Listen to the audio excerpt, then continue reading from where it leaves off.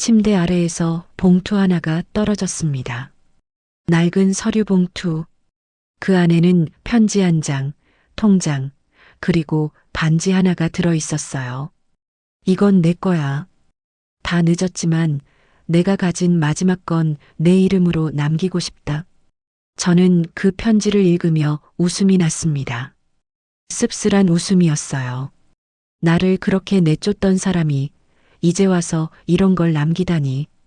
일주일 전 병원에서 전화가 왔습니다. 박지영님 되시죠? 김태준 씨가 지영 씨를 찾으세요. 그 사람, 제 전 남편이랍니다. 제 이름을 부르며 계속 찾는다고요. 웃음이 났어요. 나를 그렇게 무시하고 모욕하고 내쫓던 사람이 이제 와서 왜? 다른 보호자는 없나요? 연락이 안 된다고 하세요. 지영 씨밖에 없다고. 10번도 넘게 망설였습니다. 왜 내가 가야 하지? 그 사람이 날 어떻게 대했는데? 하지만 결국 갔습니다. 그리고 그곳에서 제가 본 건, 이건 제 이야기입니다. 44 박지영, 15년 전 남편에게 쫓겨나 홀로 살다가 그의 마지막을 지켜본 한 여자의 이야기. 질문 하나 드릴게요. 여러분을 버린 사람이 마지막에 여러분을 찾는다면 가시겠어요? 1999년 29살에 저는 결혼을 했습니다. 남편 김태준은 32살 중견기업 과장이었어요. 저는 작은 회사 사무직이었고요. 처음엔 좋았습니다. 연애할 때는 다정했어요. 지영아, 사랑해. 나도 평생 함께하자. 그 말을 믿었습니다. 진심이라고 생각했어요. 결혼식 날 저는 행복했습니다. 드디어 내 가족이 생긴다는 게 기뻤어요. 하지만 변화는 결혼 직후부터 시작되었습니다. 지영아, 회사 그만둬. 왜? 나 일하는 거 좋아하는데. 아내가 밖에서 일하면 창피해. 집에서 살림이나 해. 하지만 내 말이 틀렸어? 처음으로 남편이 차갑게 말했어요. 저는 당황했습니다. 질문 드릴게요.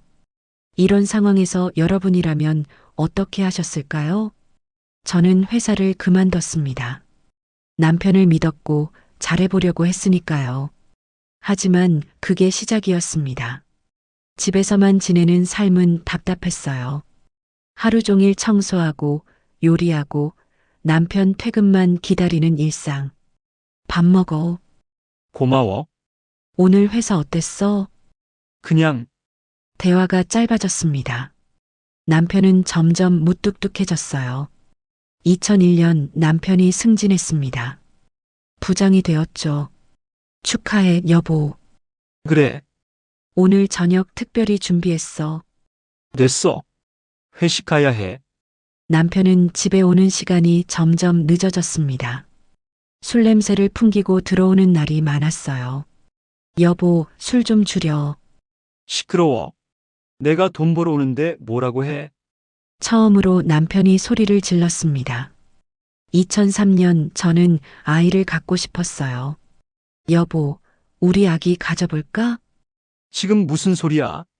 결혼한 지 4년이나 됐잖아. 아이, 돈도 없는데? 내가 다시 일하면. 일은 무슨? 넌 집에나 있어. 남편은 아이를 원하지 않았습니다. 아니, 저와의 아이를 원하지 않았던 거죠. 그때부터 남편의 태도가 더 나빠졌습니다. 밥이 왜 이래? 맛없어? 이딴 걸 먹으라고. 접시를 던졌습니다. 처음이었어요. 남편이 그렇게 화를 내는 게. 미안해, 다시 할게. 됐어. 나가서 먹을래. 문을 쾅 닫고 나가버렸습니다. 저는 바닥에 떨어진 음식을 치우며 울었어요. 2005년 결정적인 일이 벌어졌습니다. 남편 외도였습니다. 우연히 핸드폰 문자를 봤어요. 다른 여자와의 메시지였습니다. 사랑해. 오늘 저녁에 봐. 심장이 멎는 것 같았습니다. 여보, 이게 뭐야? 그게 뭔데? 다른 여자 있는 거야? 그래서? 남편은 당당했습니다. 미안한 기색조차 없었어요. 어떻게 그럴 수 있어? 내가 뭘 해줬는데? 돈도 못 벌고 애도 못 낳고 그건 돈 못 버는 여자는 사람도 아니야. 그 말이 가슴에 꽂혔습니다. 질문 드릴게요. 이런 말을 들으면 어떤 기분이실까요? 저는 무너졌습니다.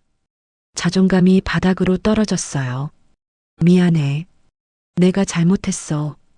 다시는 그러지 마. 알았어. 조용히 해. 남편은 사과도 하지 않았습니다. 오히려 저보고 조용히 하래요. 그 후로도 남편의 외도는 계속되었습니다. 저는 눈 감아 주었어요. 떠날 용기가 없었으니까요. 2008년 남편이 사업을 시작했습니다. 지영아, 내가 사업할 거야. 사업? 회사는? 그만뒀어. 상의도 없이? 상해. 내 인생인데 왜 상의해? 남편은 제 의견 따위는 중요하지 않았습니다.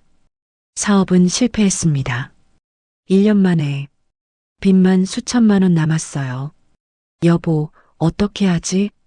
시끄러워. 너 때문이야. 내 때문? 내가 복이 없어서 이렇게 된 거야. 말도 안 되는 소리였지만 저는 믿었습니다. 제 탓이라고. 2009년 남편의 폭언은 더 심해졌습니다. 쓸모없는 것. 바보 같은 것. 너 같은 거랑 산 내가 바보지. 매일 듣는 말이었습니다. 저는 점점 작아졌어요. 거울을 보면 늙고 지친 여자가 서 있었습니다. 겨우 39인데 40대 후반처럼 보였어요. 2009년 12월 24일 크리스마스 이브. 그날 제 인생이 바뀌었습니다. 지영아, 응? 심싸. 뭐? 심싸라고. 내 인생에서 내 자리는 없어. 심장이 멎는 것 같았습니다. 무슨 소리야? 이혼하자. 난 다른 사람이랑 재혼할 거야. 재혼? 그래. 그 여자는 돈도 벌고 나한테 도움이 돼. 나는 넌 아무것도 아니잖아. 쓸모없어. 그 한마디에 나는 아무 말도 하지 못했습니다. 오늘 안에 나가. 여기 너 집 아니야. 알았어. 저는 짐을 쌌습니다. 손에 쥔 건 종이봉투 하나뿐이었어요. 10년을 함께 산 집에서 겨울밤에 쫓겨났습니다. 눈이 내리고 있었어요. 차가운 눈발이 얼굴을 때렸습니다. 저는 그날 밤 거리를 걸으며 생각했습니다. 이제 어떻게 살지? 하지만 동시에 이런 생각도 들었어요. 이제 자유다. 2010년 1월 저는 고시원에 들어갔습니다. 작은 방, 창문도 제대로 없는 곳이었어요. 하지만 제 공간이었습니다. 새로 시작하는 거야, 지영아. 스스로에게 말했습니다. 다음 날부터 일자리를 찾았어요. 하지만 쉽지 않았습니다. 경력이 10년 공백이네요. 죄송하지만 수십 군데 떨어졌습니다. 결국 편의점 야간 알바를 시작했어요. 어서 오세요. 밤 10시부터 아침 6시까지. 힘들었지만 버텼습니다. 낮에는 식당에서 설거지 일을 했어요. 빨리빨리. 네, 죄송합니다. 손이 거칠어졌습니다. 얼굴에는 주름이 늘었어요. 하지만 제가 번 돈이었습니다. 누구한테 무시당하지 않아도 되는 돈. 질문 드릴게요. 밑바닥에서 다시 시작하는 게 어떤 기분일까요? 저는 자유로웠습니다. 힘들었지만 행복했어요. 2011년 저는 작은 목표를 세웠습니다. 도시락 배달 사업을 하고 싶었어요. 요리는 할 줄 아니까 돈을 모았습니다. 1년 동안 악착같이 2012년 드디어 작은 도시락 가게를 시작했습니다. 박지영 도시락. 간판을 달던 날 눈물이 났어요. 기쁨의 눈물이었습니다. 처음엔 손님이 없었어요. 하지만 포기하지 않았습니다. 맛있어요. 또 올게요. 입소문이 나면서 손님이 늘었습니다. 2015년 가게를 확장했어요. 직원도 2명 고용했습니다. 사장님, 정말 대단하세요. 아니에요. 다들 고생 많아요. 저는 직원들을 가족처럼 대했습니다. 제가 무시당했던 기억이 있으니까요. 2018년 작은 전셋집으로 이사했습니다. 혼자 사는 공간. 아침에 일어나도 저녁을 먹어도 혼자였지만 외롭지 않았어요. 이게 내 삶이구나. 창밖을 바라보며 생각했습니다. 전 남편 생각은 가끔 났어요. 미워서가 아니라 그냥 떠올랐습니다. 지금 어떻게 살까? 행복할까? 궁금하지만 알고 싶지 않았어요. 2020년 저는 49이 되었습니다. 거울을 보니 세월의 흔적이 역력했어요. 하지만 표정은 밝았습니다. 수고했어, 지영아. 스스로를 토닥였습니다. 친구들이 물었어요. 재혼 생각 없어? 아니, 혼자가 편해. 외롭지 않아? 외로움보다 무시당하는 게 더 싫어. 솔직한 대답이었습니다. 2024년 15년이 흘렀습니다.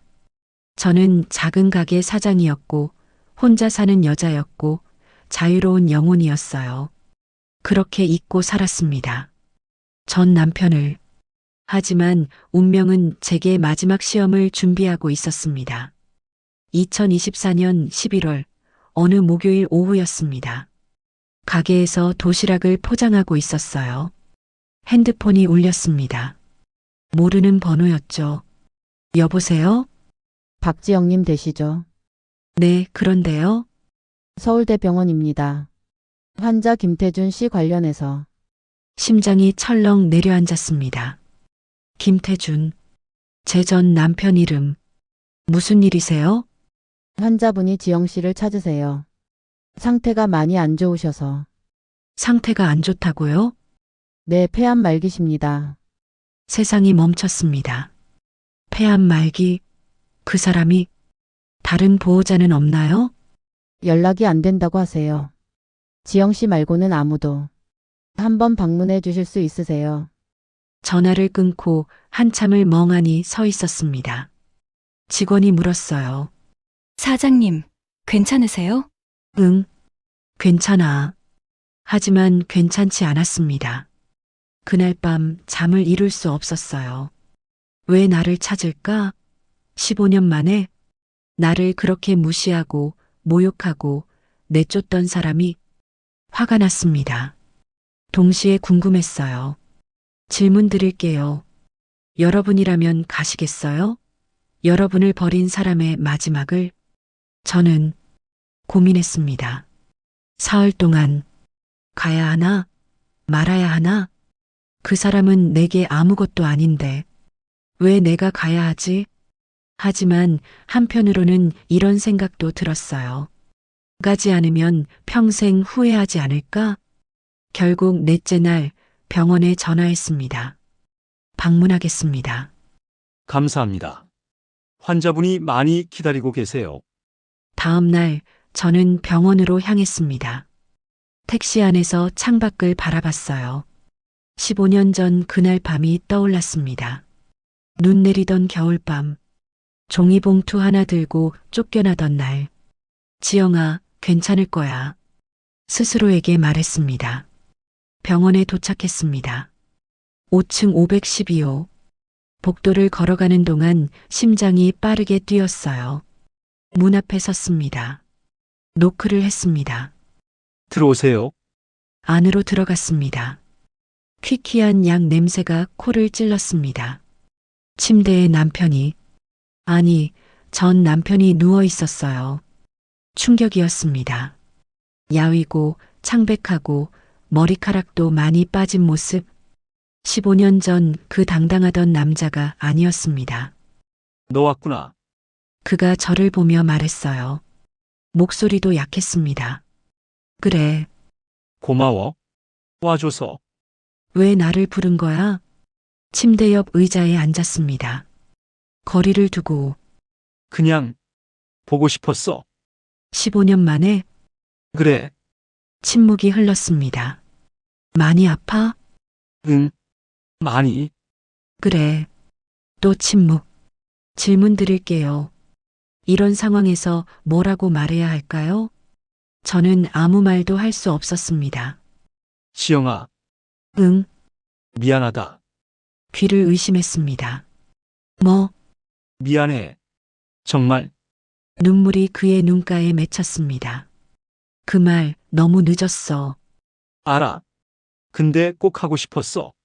너한테 정말 못되게 굴었지. 그랬지. 무시하고 모욕하고 내쫓고. 다 기억해. 미안해. 그가 울었습니다.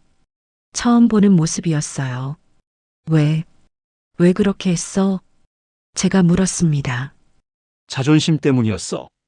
자존심? 내가 실패하니까 내게 화풀이한 거야. 내 잘못이 아니었어. 다 내 잘못이야. 그가 손을 뻗었습니다. 저를 향해. 저는 움직이지 않았어요. 이제 와서 무슨 의미야? 15년이나 지났는데. 알아. 근데 죽기 전에 꼭 말하고 싶었어. 너 지금 어떻게 지내? 잘 지내. 일은? 도시락 가게 해. 그래. 잘 됐네. 응, 잘 돼. 다행이다. 그가 다시 울었습니다. 지영아, 넌 강한 사람이야. 강해서가 아니야. 살기 위해서였어. 그래도 정말 대단해. 한참을 그렇게 앉아 있었습니다. 그때였습니다. 침대 아래에서 뭔가가 떨어졌어요. 뭐야, 이거? 바닥에서 주웠습니다. 낡은 서류 봉투였어요. 그거 이게 뭐야? 열어봐. 봉투를 열었습니다. 안에는 편지 한 장, 통장, 그리고 반지 하나가 들어 있었습니다. 편지를 펼쳤어요. 지영에게. 이건 내 거야. 내가 떠난 후에야 알았어. 나한테 남은 건 아무것도 없다는 걸. 돈도 사람도 행복도 다 없었어. 너만 있었는데 내가 너를 버렸지. 바보 같았어. 다 늦었지만 내가 가진 마지막 건 내 이름으로 남기고 싶다. 미안해. 그리고 고마워. 10년 동안 나랑 살아줘서. 사랑했어, 지영아. 눈물이 났습니다. 이게 무슨 내가 가진 전부야.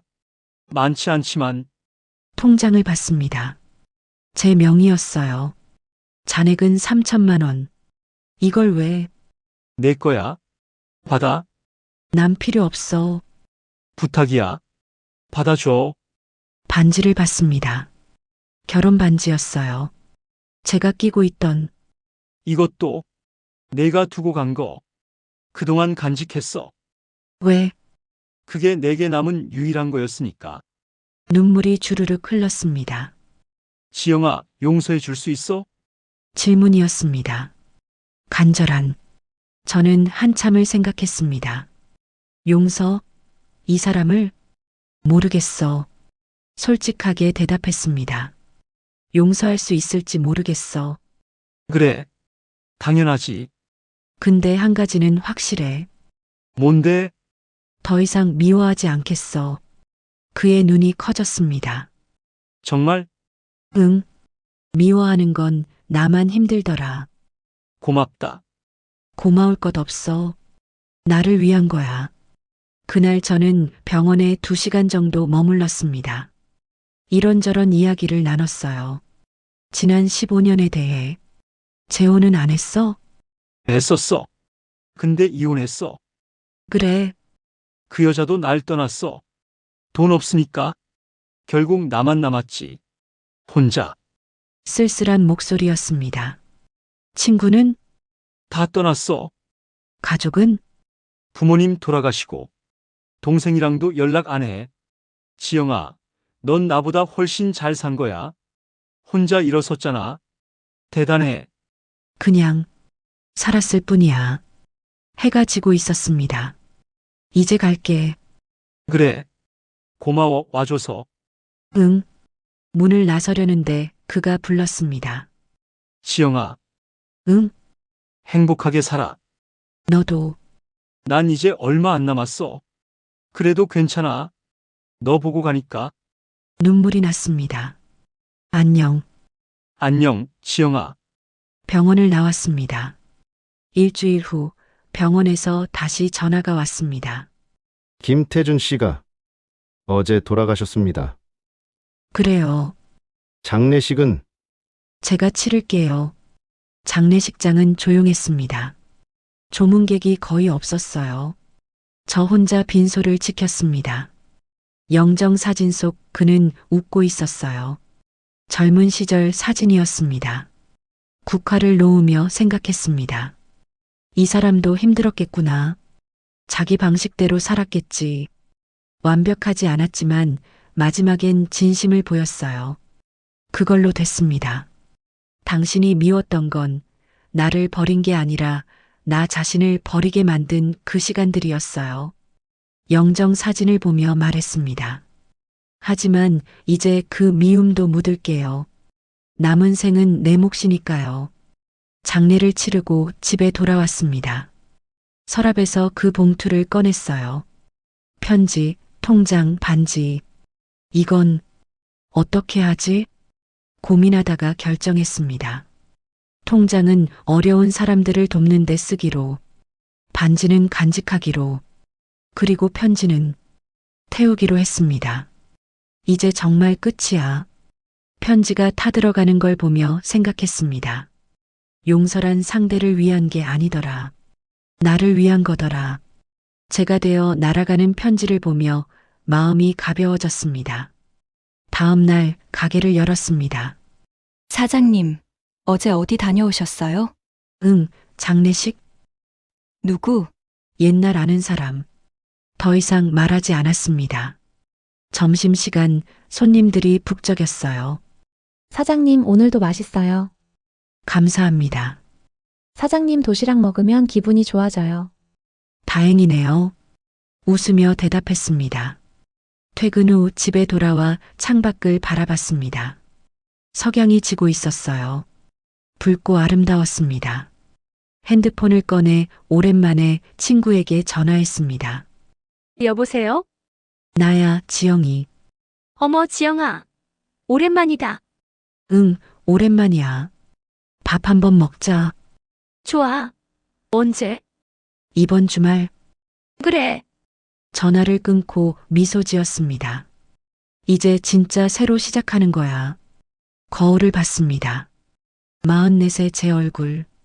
주름이 있고 흰머리도 보이지만 눈빛은 밝았습니다. 수고했어, 지영아. 정말 잘 견뎠어. 스스로를 안아주었습니다. 그날 밤 오랜만에 편안하게 잠들었습니다. 꿈을 꾸었어요. 넓은 들판을 걷고 있었습니다. 햇살이 따뜻했어요. 저 멀리 누군가가 서 있었습니다. 가까이 가보니 전 남편이었어요. 건강한 모습이었습니다. 지영아, 응, 고마워. 뭐가 용서해줘서. 나를 위한 거였어. 그래도 고마워. 그가 웃었습니다. 처음 보는 따뜻한 미소였어요. 행복해, 지영아. 너도. 나도 이제 편해. 그가 천천히 멀어져 갔습니다. 빗속으로. 안녕. 안녕. 꿈에서 깨어났을 때 눈가가 젖어 있었습니다. 하지만 슬프지 않았어요. 오히려 평화로웠습니다. 창밖은 이미 밝았습니다. 새로운 하루가 시작되고 있었어요. 일어나서 커피를 내렸습니다. 향긋한 냄새가 집안에 퍼졌어요. 오늘도 좋은 하루야. 혼잣말을 하며 웃었습니다. 가게로 가는 길 꽃가게에 들렀습니다. 어떤 꽃 찾으세요? 국화요. 하얀 국화. 누구 드릴 거예요? 잠시 생각했습니다. 저 자신한테요. 네, 제가 수고했다고 스스로에게 주는 거예요. 꽃집 주인이 웃었습니다. 멋지시네요. 예쁘게 포장해 드릴게요. 국화를 들고 가게로 갔습니다. 카운터에 꽃을 놓았어요. 하얗고 아름다웠습니다. 사장님, 꽃 예쁘네요. 그치? 나한테 주는 선물이야. 본인한테요? 응. 수고했다고. 직원들이 웃었습니다. 사장님, 정말 멋져요. 그래. 고마워. 오늘도 손님들이 왔습니다. 사장님, 오늘 도시락 뭐예요? 오늘은 제육볶음이에요. 와, 맛있겠다. 도시락을 포장하며 생각했습니다. 나는 지금 행복한가? 대답은 명확했습니다. 그렇다. 완벽하진 않지만 제 인생이었습니다. 누구한테 무시당하지 않고 스스로 벌어먹고 자유롭게 사는 삶. 저녁 무렵 가게 문을 닫고 집으로 돌아왔습니다. 저녁을 혼자 먹었어요. 하지만 외롭지 않았습니다. 식사 후 소파에 앉아 차를 마셨습니다. 전 남편이 준 통장을 꺼냈어요. 이걸로 뭘 할까? 고민하다가 결정했습니다. 어려운 한부모 가정을 돕는 단체에 기부하기로. 이게 제일 의미 있겠다. 다음 날 단체에 전화했습니다. 기부하고 싶습니다. 감사합니다. 어떻게 하실 건가요? 익명으로요.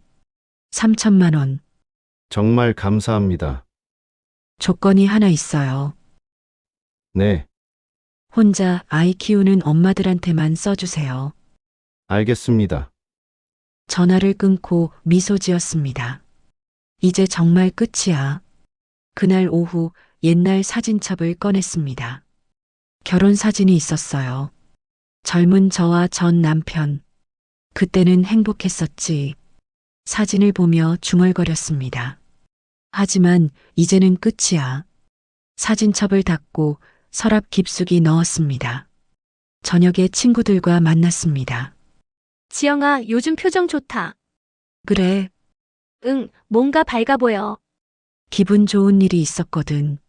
뭔데? 마음의 짐을 내려놓았어. 무슨 짐? 과거. 친구들이 고개를 끄덕였습니다. 그래, 과거는 과거야. 맞아. 앞으로만 보면 돼. 함께 웃으며 밥을 먹었습니다.